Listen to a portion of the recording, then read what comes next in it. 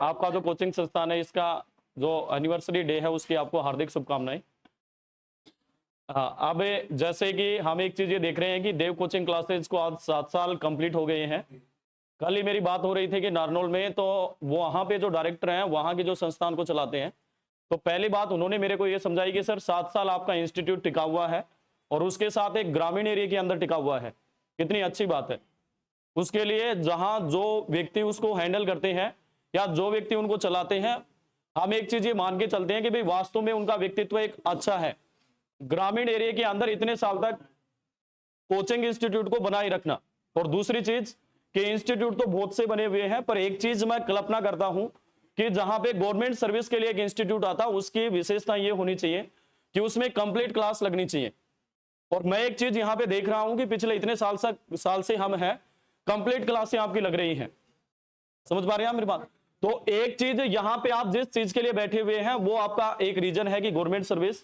तो आज स्थापना दिवस के ऊपर पहली चीज तो मैं आपको ये कहना चाहूंगा कि सभी चीजें आपके लिए ठीक है, पर आप अपने एम को मैन ध्यान रखिए भी। आप यहाँ पे किस लिए बैठे हुए हैं, आपकी एज कितनी है, आपकी क्वालिफिकेशन कितनी है, इन चीजों को भी आप ध्यान रखिए। क्योंकि एक चीज मैं आपको बताना चाहता हूं कि जब भी आप ऐसे ग्राउंड से बाहर निकले तो एक चीज आपके दिमाग में नहीं होनी चाहिए कि मैंने साल 2 साल का जो अपना टाइम दिया था वो गवर्नमेंट सर्विस के लिए दिया था और उसमें किसी प्रकार से कोई नेगेटिव पॉइंट मैंने बना के रखा। यानी कि जो भी काम हम करते हैं उस काम में लास्ट में हमारे दिमाग के अंदर एक चीज नहीं आनी चाहिए, और वो बात ये नहीं आनी चाहिए कि ये काम में मैंने ये कमी रख दी, अगर ये कमी मैं कंप्लीट कर लेता तो क्या पता मेरा काम क्या हो जाता, पूर्ण हो जाता। और ये चीज आप अपने दिमाग के अंदर रखिए। देखो, पढ़ने वाले स्टूडेंट बहुत होते हैं और सिलेक्शन करने वाले स्टूडेंट की अपनी एक विशेषता होती है। विशेषता क्या होती है उसकी कि वो डेली कंप्लीट लेक्चर लेके जाता है। समझ पा रहे हैं मेरी बात? तो दूसरी चीज, मैं अन्य इंस्टीट्यूट में भी जाता हूं, मैं वहां पे देखता हूं कि एक दिन आपकी हिंदी की क्लास नहीं लगी, दूसरी इंग्लिश की क्लास नहीं लगी। एक अच्छी बात आपके लिए यह है कि आपने एक ऐसे इंस्टीट्यूट को ज्वाइन करके रख रखा है जहां पे सारी क्लासें कंटिन्यू हैं। तो कहीं ना कहीं यहां से अगर मैं जाऊंगा तो सिस्टम को कभी भी मैं दोष नहीं दे सकता कि साहब आपकी वो क्लासें हैं वो अब्सेंट रह गई, उसकी वजह से मेरा क्या नहीं हुआ, सिलेक्शन नहीं हुआ। बहुत से इंस्टीट्यूट हैं जिनके अंदर मैं जाके देखता हूं कि भाई 1 घंटे तक बच्चे बैठे हुए हैं। और दूसरा, बच्चे से और टीचर की कनेक्टिविटी कैसी होती है।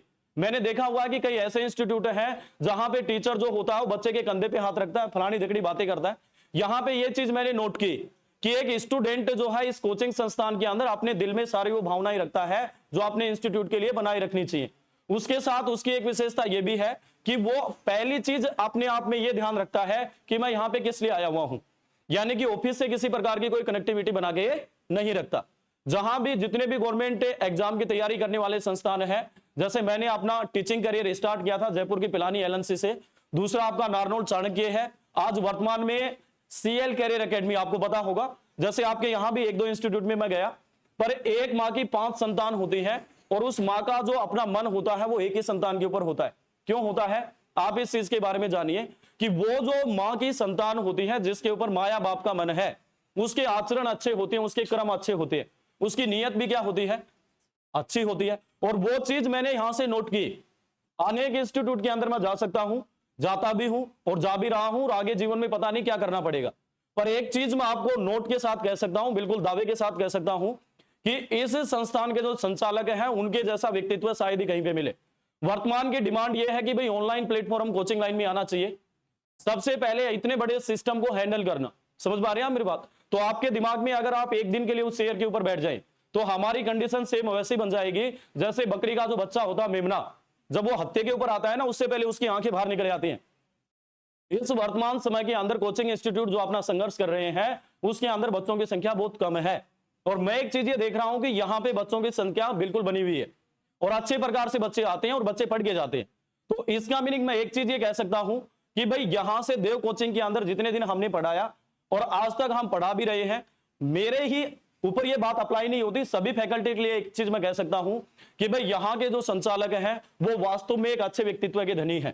आगे भी हमें बहुत से व्यक्ति मिलेंगे, हमें मिलते भी गए हैं, पर एक चीज मैं दावे के साथ कह सकता हूं कि जैसा देव कोचिंग संस्थान है वो अपने बच्चों के प्रति जैसा डेडिकेशन है उसके अंदर शायद ही कहीं आपको मिलेगा।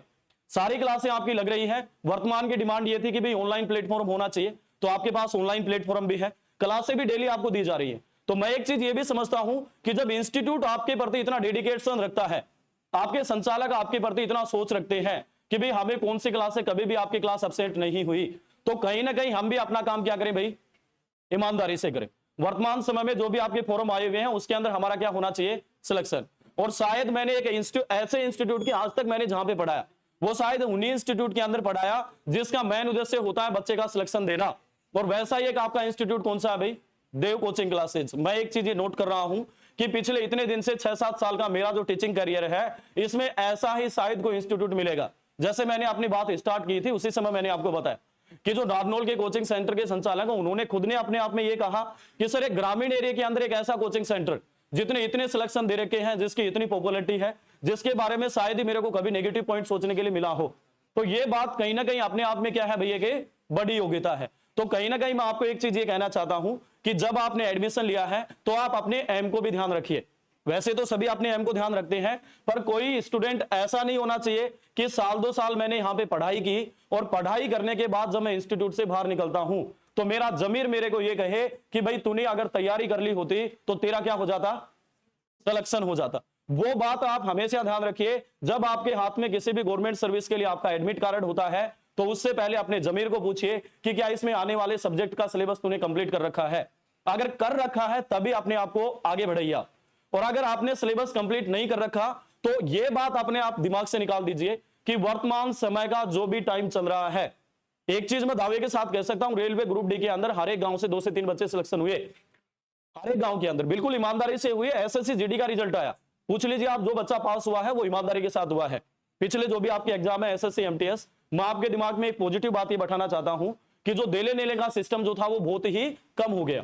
समझ पा रहे हैं मेरी बात? आपका सिलेक्शन तभी पॉसिबल है जब आप अपने शरीर को क्या देंगे, कष्ट देंगे। समझ रहे हैं मेरी बात? जैसे मैंने अभी तो आपको ये समझाया कि भाई आपके संचालक जो है वो अपना काम बिल्कुल ईमानदारी के साथ कर रहे हैं और हम भी अपना काम ईमानदारी के साथ कर रहे हैं, तो कहीं ना कहीं एक विद्यार्थी के अंदर जो अच्छे गुण है वो भी किसमें होने चाहिए भाई, आप में होने चाहिए।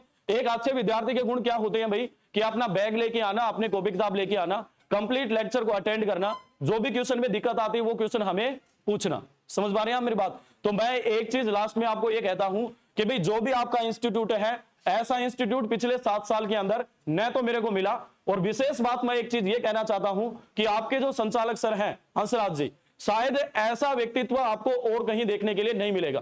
वास्तव में इस चीज को मैंने निर्णय यानी कि एनालिसिस किया है भाई, ठीक है?